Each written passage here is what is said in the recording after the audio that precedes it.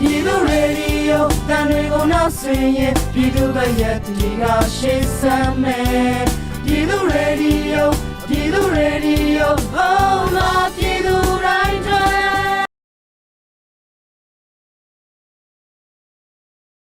ဒီကနေ့မှာတော့မြန်မာနောင်သတင်းဌာနမှာဖော်ပြထားတဲ့အခက်တွေ့နေတဲ့စစ်ဗိုလ်ချုပ်ကြီးတွေထုတ်သုံးနေတဲ့လှည့်ခွက်ဟောင်းဆိုတဲ့သတင်းစောင်းပါးကိုတင်ဆက်ပေးမှာပဲဖြစ်ပါတယ်။အာဏာသိမ်းမှုဖြစ်ပွားခဲ့တဲ့လွန်ခဲ့တဲ့2 နှစ်ခွဲနီးပါးအချိန်မှစပြီးမြန်မာခေါင်းဆောင်တွေကသူတို့တစ်ချိန်ကရရှိခဲ့တဲ့အကျွမ်းမဲ့အာဏာကိုပြန်လည်ရယူဖို့ကြိုးပမ်းနေပေမဲ့အလုံးစုံမအောင်မြင်ပဲဖြစ်နေပါတယ်။စစ်အာဏာရှင်တွေရဲ့အုပ်ချုပ်မှုကိုတွန်းလှန်ဖို့တန်ရိဒံချထားကြတဲ့လူများစုဗမာများနဲ့တိုင်းရင်းသားလူမျိုးစုတွေရဲ့ခုခံတော်လှန်မှုကိုနှိမ်နင်းဖို့စစ်အာဏာရှင်တွေကမကြုံစဘူးအောင်ပြင်းထန်တဲ့အကြမ်းဖက်မှုတွေကိုကျူးလွန်လာကြပါတယ်။ဒါပေမဲ့သူတို့ရဲ့အကြမ်းဖက်မှုတွေကနိုင်ငံတော်ဝန်ကအများပြည်သူရဲ့နာကျင်မှုဒေါသမီးကိုလောင်စာမြင့်ပေးရုံအနေထားသို့သာဆိုက်ရောက်သွားခဲ့ပါတယ်။ရွာတွေကိုမီးရှို့ဖျက်ဆီးတာအရက်သားတွေပါမချမ်းမညမတာလေကြောင်းတိုက်ခိုက်မှုတွေပြုလုပ်ခြင်းဖြင့်အနိုင်ကျင့်အုပ်ချုပ်မှုကိုပြည်သူတွေကြောက်ရွံ့နာခံလာလိမ့်မယ်လို့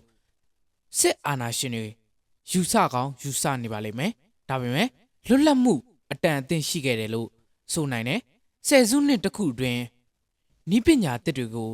ရင်းနှီးကျွမ်းဝင်ခဲ့ပြီးအတွေးခေါ်နဲ့စွမ်းဆောင်ရည်မြင့်လာတဲ့လူငယ်မျိုးဆက်သစ်ကိုအာဏာရှင်တို့ရဲ့အကြမ်းဖက်နည်းဗျူဟာတွေကမထိန်ချုပ်နိုင်ခဲ့ပါဘူး။စစ်အာဏာရှင်တို့ကရက်ဆက်ကြမ်းကြုတ်မှုတွေကိုနေ့စဉ်ရက်ဆက်ကျူးလွန်နေပေမဲ့သူတို့ကလွန်ခဲ့တဲ့ကာလတွေအတွင်းအရေးနှိမ့်မှုတွေဆက်လက်တွေ့ကြုံနေရပါတယ်။နိုင်ငံတကာအတွက်တော့မြန်မာပြည်ပခါကအလွန်ရှုပ်ထွေးပုံရှိပါတယ်။ဒါပေမဲ့မြန်မာနိုင်ငံအတွင်းနေထိုင်ကြသူတွေအတွက်အဲဒီရုန်းကန်တော်လှန်မှုကကျင့်ဝတ်ဆိုင်ရာရှုထောင့်အမြင်မှာဒုတိယကမ္ဘာစစ်အတွင်းကလွတ်လပ်ရေးတိုက်ပွဲဝင်နိုင်ငံတွေရင်ဆိုင်ခဲ့ရတဲ့အခြေအနေတိုင်းရှင်းလင်းပြတ်သားလာပါတယ်။ဘလို့ပဲရှုပ်ထွေးတဲ့အောင်ရှိနေပေမဲ့အဲ့ဒီအရာကဖိနှိပ်မှုကိုတော်လှန်တိုက်ဖြတ်ခြင်းဖြစ်ပါတယ်။ဒါကြောင့်အညံ့ခံခြင်းကိုရွေးချယ်စရာအကြောင်းမရှိတော့ပါမြန်မာနိုင်ငံမှာဆက်စုပ်စရာအာဏာရှင်စနစ်ကိုဖယ်ရှားဖို့ကြိုးပမ်းမှုမှာဒီတစ်ချိန်ကပထမဆုံးအကြိမ်မဟုတ်ပါဘူးတို့ရမှာရခင်ကြိုးပမ်းမှုတွေနဲ့မတူတာကအခုအချိန်မှာအဲ့ဒီရည်မှန်းချက်အောင်မြင်ရေးအတွက်အတူတကွကြိုးပမ်းကြရမှာအလွှာပေါင်းစုံကပါဝင်နေခြင်းလို့အခုအချိန်တော်လန်ရေးရဲ့ထူးခြားတဲ့လက္ခဏာတစ်ရပ်ပဲဖြစ်ပါတယ်အလွှာပေါင်းစုံလူမျိုးပေါင်းစုံလူဒန်းစားပေါင်းစုံကြားမှဖြစ်တည်မှုမရွေးစီစီလုံးလုံးညီညီညွတ်ညွတ်နဲ့သူတို့ရဲ့ဘုံရန်သူဖြစ်တဲ့ကိုကျိုးချာစစ်တပ်ကိုစန့်ကျင်တော်လှန်နေကြခြင်းဖြစ်ပါတယ်ဆိုလိုတာကအတိတ်ကာလနဲ့မတူတော့ပဲလက်ရှိစစ်အာဏာရှင်စန့်ကျင်ရေးလှုပ်ရှားမှုအောင်ပွဲရဖို့အတွက်ခေါင်းဆောင်တဦးတယောက်တည်းအပေါ်မိခိုရခြင်းမျိုးမဟုတ်တော့ပါဘူးဥပမာဒေါန်ဆန်းစုကြည်လွတ်မြောက်လာပါကတော်လှန်ရေးလှုပ်ရှားမှုမိကဲ့သို့ပုံပေါ်လာမည်နီးဆိုတဲ့မိကွန်က1988နောက်ပိုင်းကာလဒီမိုကရေစီရေးလှုပ်ရှားမှုတွေမှာအရေးကြီးခဲ့ပေမဲ့အခုအချိန်တော့အဲ့ဒီမိကွန်ကရခိုင်အခြေအနေတွေနဲ့မသက်ဆိုင်တော့ပါဘူး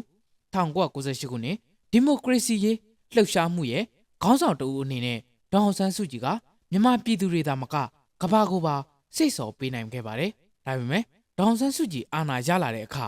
ရိုဟင်ဂျာတွေအပေါ်မြန်မာစစ်တပ်က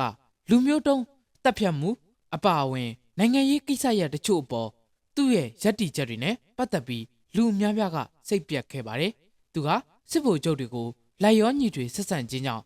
သူ့ကိုထောက်ခံသူတွေမကြာခဏဆိုသလိုပဲစိတ်ရှုပ်ခဲ့ရပါတယ်အဲ့ဒီနောက်ပိုင်းမှာတော့အခြေခံနိုင်ငံရေးသဘောထားတွေနဲ့ပတ်သက်လာရင်စစ်တပ်နဲ့အပေးယူလုပ်ပြီးမရနိုင်ကြောင်းဒီမိုကရေစီကစစ်အာဏာရှင်စနစ်နဲ့ရှင်တွဲပြီးမရှိနိုင်ကြောင်းတိုင်းပြည်ကသိလာခဲ့ပါတယ်ဒါပေမဲ့အဲ့ဒီချက်ကိုစစ်ဗိုလ်ချုပ်တွေကသင်ခန်းစာယူခဲ့ခြင်းမရှိခဲ့တာကအံ့ဩစရာပဲဖြစ်ပါတယ်စစ်ဗိုလ်ချုပ်တွေကတရားဝင်မှုရရှိရေးကြိုးပမ်းဖို့အတွက်အတူရောင်ရွေးကောက်ပွဲပြုလုပ်ရေးကိုဆက်လက်တွန်းအားပေးနေသလိုသူတို့စန့်ကျင်တဲ့အင်အားစုတွေနဲ့ရင်ဆိုင်ရမှာဒေါန်ဆန်းစုကြည်ကိုထပ်မံအသုံးချနိုင်လိမ့်မယ်လို့ယုံကြည်နေပုံရပါတယ်ဒေါန်ဆန်းစုကြည်အချက်ဆိုတဲ့အဲ့ဒီအတိတ်ရဲ့အရာတစ်ခုဖြစ်လာလို့နီးပါအနေထားမှာရှိနေပါတယ်တို့ရမှာတော်လိုင်းရေးလှုပ်ရှားမှုခံယူချက်သဘောထားတွေနဲ့ကြိုးပမ်းအားထုတ်မှုတွေအပေါ်လူလူရဲ့အထွေထွေသဘောထားတွေအပေါ်ဒေါန်ဆန်းစုကြည်ကအကြီးအကျယ်လွှမ်းမိုးထားနိုင်စေဖြစ်ကြောင်းမြန်မာစစ်ကောင်စီနဲ့အာဆီယံတို့ကထင်မြင်ယူဆနေနိုင်ပါတယ်အဲ့ဒီအနေထားမှာစစ်ဗိုလ်ချုပ်တွေကထိုင်းနိုင်ငံသားရေးဝန်ကြီးဒွန်ပရာမဝီနိုင်ကိုဇူလိုင်လ9ရက်နေ့မှာဒေါန်ဆန်းစုကြည်နဲ့တွေ့ဆုံခွင့်ပေးခဲ့ကြောင်းသိရပါတယ်။သူကျမ်းမာရေးကောင်းပါတယ် ပြီးတော့ကောင်းမွန်တဲ့တွေ့ဆုံမှုပါလို့ထိုင်းနိုင်ငံသားရေးဝန်ကြီးကဇူလိုင်လ12ရက်နေ့ဂျကာတာမှာကျင်းပတဲ့အာဆီယံနိုင်ငံသားရေးဝန်ကြီးတွေအစည်းအဝေးတစ်ခုမှာသတင်းတောက်တွေကိုပြောကြားခဲ့ပါတယ်ထိုင်းနိုင်ငံသားရေးဝန်ကြီးဒွန်ပရာမဝီနိုင်နဲ့ဒေါန်ဆန်းစုကြည်တွေ့ဆုံမှုကိုအာဆီယံအစည်းအဝေးမတိုင်မီ2 ရက်အလိုမှာပြုလုပ်ခဲ့တာဖြစ်ပါတယ်လွန်ခဲ့တဲ့လများစွာအတွင်းမှာဒေါန်ဆန်းစုကြည်ကသူ့ရဲ့နိုင်ငံရေးလှုပ်ဖော်ကိုင်ဘတ်တွေရှေ့နေတွေနဲ့ပဲဆက်သွယ်ခွင့်မရခဲ့တာကိုလည်းကျွန်ုပ်တို့မမေ့သင့်ပါဘူးဒါအပြင်ဆက်အနာရှင်တွေကနိုင်ငံရေးဖြိုခွင်းမှုတွေပြုလုပ်ပြီးတိုင်းလူလူရဲ့ဒေါသကိုအရှိန်လျှော့ဖို့အတွက်ဒေါန်ဆန်းစုကြည်နဲ့တွေ့ဆုံခဲ့ကြောင်းကြေညာပြသခဲ့ပူပါတယ်မြန်မာစစ်ကောင်စီကျင့်သုံးတဲ့ဒဇာကန်နိုင်ငံရေးမြန်မာစစ်ဘက်နဲ့ထိုင်းစစ်ဘက်အကြားကာလရှည်ကြာစွာတည်ရှိခဲ့တဲ့ရင်းနှီးတဲ့ဆက်ဆံရေးစတဲ့အခြေအနေတွေအောက်မှာဒေါန်ဆန်းစုကြည်ထံကအမှားစကားဟူတဲ့ပြောဆိုမှုမှန်သမျှကိုစီစစ်ရမှာဖြစ်ပါတယ်။ထိုင်းနိုင်ငံသားရေးဝန်ကြီးနဲ့ဒေါန်ဆန်းစုကြည်တွေ့ဆုံမှုကထိုင်းစစ်ဘက်နဲ့မြန်မာစစ်ကောင်စီတို့ရဲ့ပူးပေါင်းကြိုးပမ်းမှုဖြစ်ဖွယ်ရှိပြီးအာဆီယံဘုံသဘောတူညီချက်9ရပ်ကိုလမ်းလွဲသွားစေဖို့ဒါမှမဟုတ်ပျက်စီးကောင်းပျက်စီးသွားစေဖို့ကြိုးပမ်းကြခြင်းဖြစ်ပါတယ်။အာဆီယံဘုံသဘောတူညီချက်9ရပ်မှာမြန်မာနိုင်ငံတွင်အကြမ်းဖက်မှုတွေရပ်စဲကြရန်အာဏာသိမ်းစစ်ဆိုရနဲ့အတိုက်ခံများကြားအပြုသဘောဆောင်တဲ့တွေ့ဆုံမှုတွေပြုလုပ်ကြရန်အာဆီယံအလှည့်ကျဥက္ကဋ္ဌတာဝန်ကိုကုစားပြုတဲ့အာဆီယံအထူးတန်တမန်ကိုမြန်မာပြည်ပခါမှာပါဝင်ပတ်သက်တဲ့အဖွဲ့အားလုံးနဲ့တွေ့ဆုံခွင့်ပြုရန်တောင်းဆိုထားပါတယ်။ထိုင်းနိုင်ငံသားရေးဝန်ကြီးကိုဒေါန်ဆန်းစုကြည်နဲ့တွေ့ဆုံခွင့်ပြုလိုက်ခြင်းကမြန်မာစစ်ကောင်စီအနေနဲ့သူတို့